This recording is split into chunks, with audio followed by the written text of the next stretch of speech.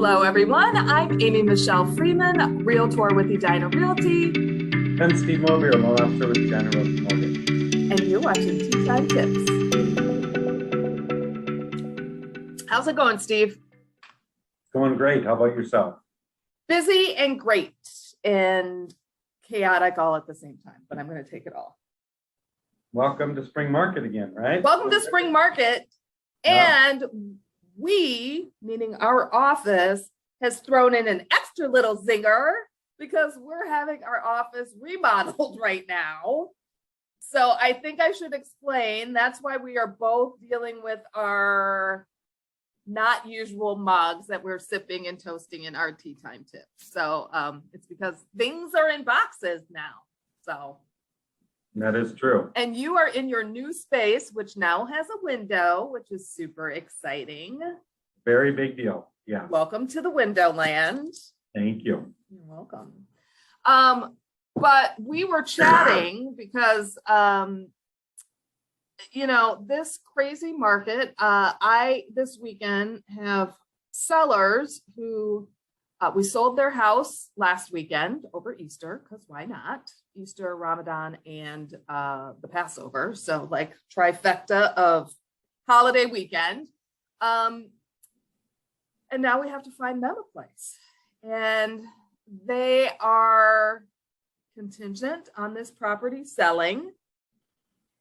But what sort of magic are we going? Because they're not like completely non-contingent, right? And sellers are, they're competing with other offers on the table that they're completely non-contingent for whatever reason. So what's our best strategy for getting them in a house, Steve? Yeah. So from a mortgage standpoint, that's, the hardest part is someone who says, okay, I want to buy first and then I want to sell. And I have, let's call it $100,000 in equity in my current house. And I don't have a lot for a down payment on the new one. Well, I'm upgrading.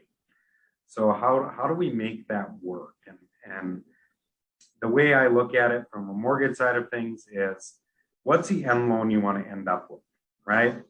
If in a perfect world you sold and bought on the same day, what's the mortgage you want? So we kind of start with that on the new house. Are you talking like the mortgage net number they want to pay, or like the type of loan that they want? Like, what do you mean by the mortgage? Yeah. So let's say they're selling a $300,000 house. Let's say they're buying a $500,000 house, and all their cash is tied up in the equity of their current house. Yep. So how do we make that be able to put down on the new house if they want to buy first? So that entails, and I know we've talked about it before, but it entails either a bridge loan or some kind of home equity loan to basically grab that money from this house, put it down on this house, so you don't end up with, or so you do end up with, a $400,000 loan versus a $500,000 minimum down loan. With mortgage insurance and things like that, it gets a little tricky. The hardest part of that is actually qualifying for basically 3 loans at once, because you qualify for the new house, you qualify for your current house, and then the gap or the bridge financing is a 3rd loan. So you got to qualify for all 3 at once to make it happen. Okay. A lot in the little, yes. So, is it more expensive than to do a bridge loan? Yeah, I mean, it costs money to borrow money anytime, right? Right. Take a loan costs money. Bridge loan's a little more expensive because it's a really short-term loan, right? So let's say, Michelle, you are, your clients find a house today. Their house isn't ready to go on the market. You're gonna stage it and paint it and things after they move out, because they have a lot of stuff, over 20 years of living there or something. Mm-hmm. And you're going to maximize their dollar on the sale. So the goal is, let's take that money out.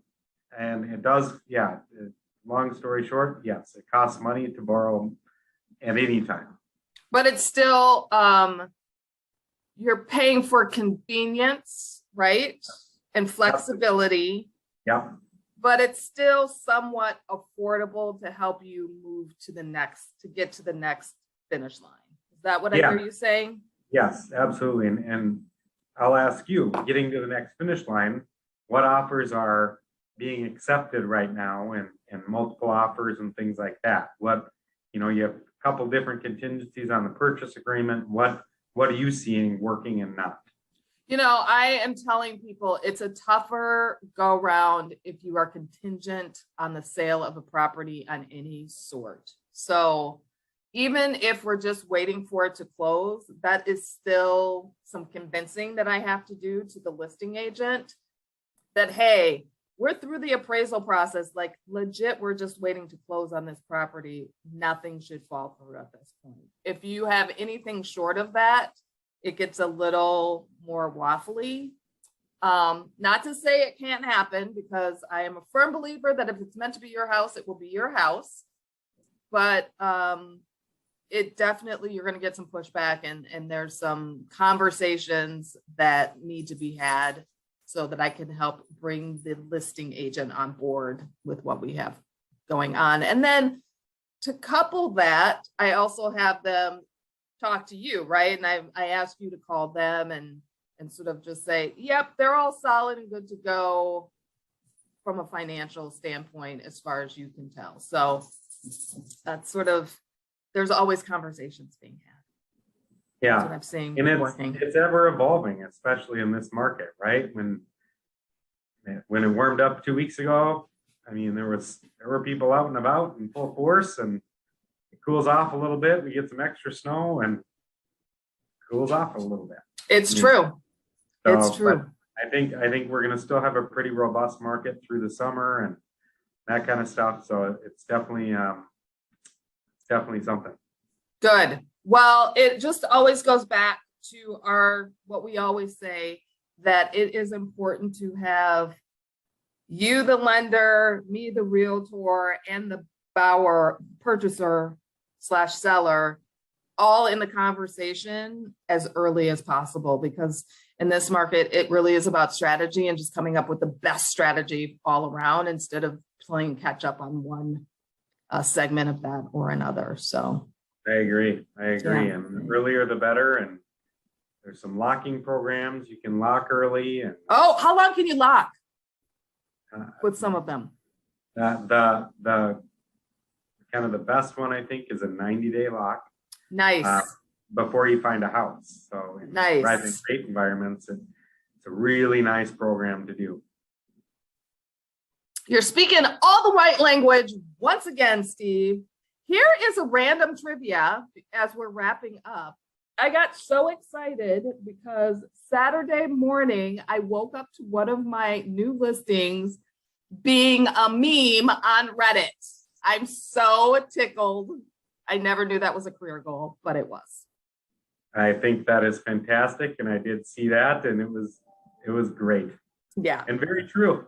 And very true. So there you have it. Well, as always, I love talking to you. You always are a wealth of information, and I love that we're on the same team together. Look forward to next month when, like, the new office will be fully decorated, since this is your first, 2 hours in it right now. So Very much. Maybe we can take a tour.